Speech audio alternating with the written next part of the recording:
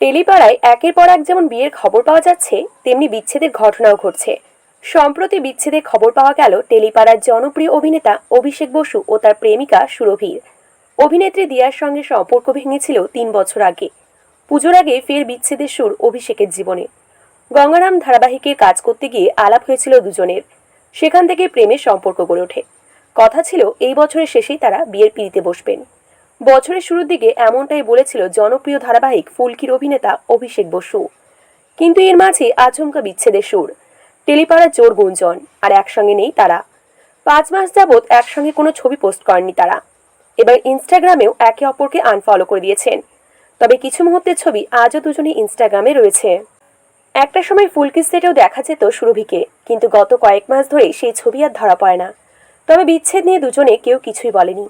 একটি নিউজ পোর্টালের মাধ্যমে জানা গেছে, তাদের ঘনিষ্ঠ কেউ জানিয়েছে কথা। তৃতীয় ব্যক্তির কারণেই নাকি আলাদা হয়েছেন তারা। অভিষেকের জীবনে নাকি এখন নতুন প্রেম এসেছে, তাই সুরভি এখন অতীত। এছাড়াও সুরভিকে নিয়ে যে খোলা চিঠি তিনি লিখেছিলেন এক সময়, তার প্রতিটা শব্দ 7 সপ্তাহ আগেই মুছে ফেলেছেন অভিষেক।